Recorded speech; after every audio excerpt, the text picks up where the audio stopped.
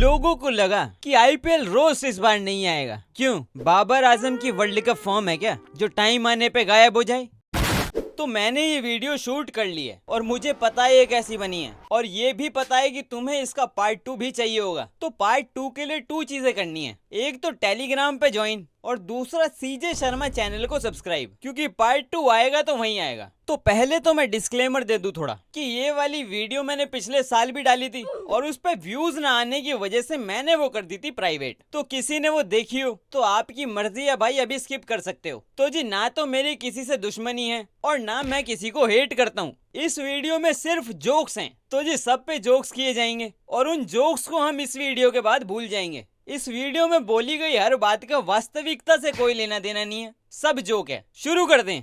तो जी, अपनी दिल्ली कैपिटल्स, इन लोगों ने लाखों रुपए खर्च कर दिए अपने लोगों में दिल्ली की जगह दिल्ली लिखवाने में, और अभी भी लोग दिल्ली बोल रहे हैं। और टीम के मेन प्लेयर हैरी ब्रूक भी घर जा चुके हैं। तो अब जो आईपीएल से पहले टीम मीटिंग होगी ना, उसमें मुझे लगता है कि ये डिसाइड होगा कि पृथ्वी शॉ से ओपन की जगह फिनिश करवा लेते हैं। नहीं, मजाक मान रहे हो क्या? अरे बहुत बढ़िया फिनिश करते हैं अपने पृथ्वी भाई, देखा नहीं क्या अपना करियर कैसे राजस्थान रॉयल्स। तो आप सबको याद होगा कि थोड़े टाइम पहले एक न्यूज आई थी जिसमें अपना रॉस टेलर ने बताया था कि एक बार वो जल्दी आउट हो गए थे तो राज कुंद्रा ने उनके रख के दिया था। मैं सोच रहा हूँ कि अगर कुंद्रा साहब आज भी रख के दे रहे होते तो आईपीएल में पहली बार होता कि कोई प्लेयर कान की इंजरी की वजह से बाहर हो रहा है।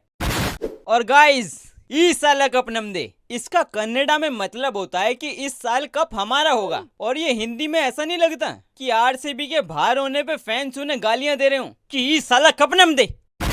तो सीएसके के बारे में ये कहा जाता था कि एमएस धोनी के बाद सुरेश रैना टीम को लीड करेंगे, और ये लगातार तीसरा साल होगा जब सुरेश रैना कमेंट्री टीम को लीड करेंगे और दूसरी तरफ एमएस धोनी सीएसके को। और तुम्हें पता है डब्ल्यूपीएल में सीएसके की टीम क्यों नहीं है? 35 के बाद वुमेन्स क्रिकेट खेलना छोड़ देती है ना।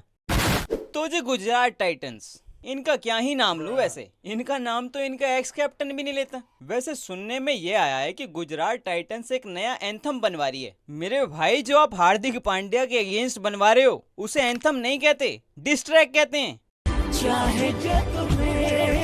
देखो, वैसे तो मैंने पहले बता ही दिया था, लेकिन फिर से बता दूं कि आज जो भी यहाँ पे होगा हम उसको भूल जाएंगे, सेम आरसीबी की तरह 2016 के बाद फाइनल में जाना।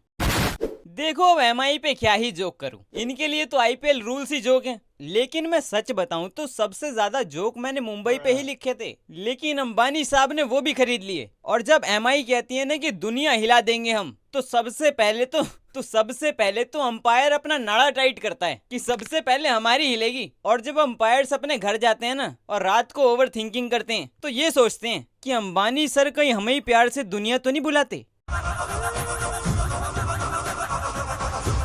तो 2017 से 2019 आरसीबी का सबसे खराब वक्त था, और उस टाइम अगर कोई भी उनसे पूछ ले कि आप कहाँ हो आजकल, तो कहते थे औकात में। नहीं, ऐसा नहीं कहते थे, ये झूठ है। अगर उनसे कोई पूछता था कि आजकल आप कहाँ हो, तो वो कहते थे जी भाईचारा ऑन टॉप, कि जी 2 साल प्लेऑफ से बाहर रह के सीएसके को ट्रिब्यूट दे रहे हैं। जब आईपीएल फाइनल का शेड्यूल बनता होगा ना, तो उसको बनाने वाला पहले ही सीएसके का नाम लिख देता होगा, और जैसे ही उसे पता चलता होगा कि दूसरी टीम एमआई है, तो उसका दूसरा नहीं सिर्फ एक ही क्वेश्चन होता होगा कि सीएसके की सुबह की फ्लाइट कराएं या शाम की। सारे जोक सीएसके एमआई और आरसीबी पे मारेगा। रा के करू लाडले, रा बात ही उनकी होवे जिनमें कुछ बात होवे।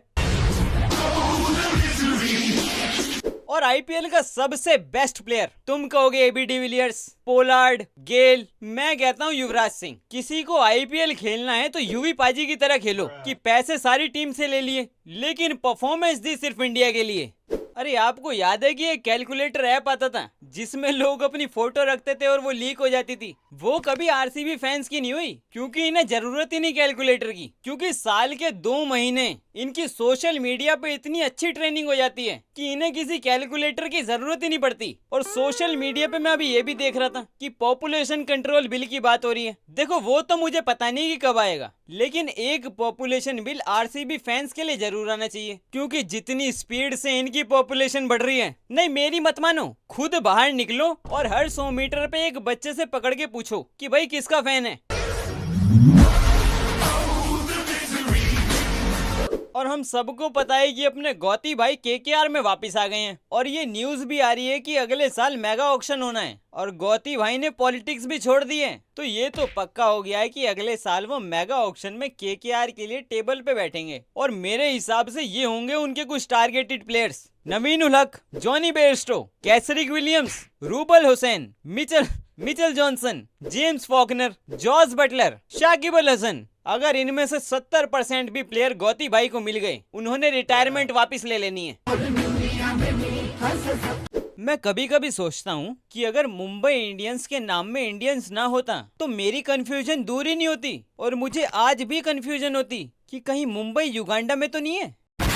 और अय्यर भाई के बारे में तो अपने केकेआर फैंस का ये भी मानना है कि इनको अब तक इंडिया का कैप्टन तो क्या देश का प्रधानमंत्री भी होना चाहिए था। सोचो, एक ऐसा देश का प्रधानमंत्री जो पार्लियामेंट की कुर्सी पे कम और हॉस्पिटल के बेड पे ज्यादा रहता है। और अपने अय्यर भाई का विराट कोहली से भी तो कंपटीशन चल रहा है। बहुत बड़ा खतरा है विराट कोहली की 80 सेंचुरीज को श्रेयस अय्यर से, और 60 पूरी हो गई हैं श्रेयस अय्यर की इंजरीज। और ये मेरी प्रेडिक्शन है कि अगले 2 साल में श्रेयस अय्यर की इंजरीज विराट कोहली की सेंचुरीज को बीट कर देंगी। बेकार है भैया, मैं तो टूट गया।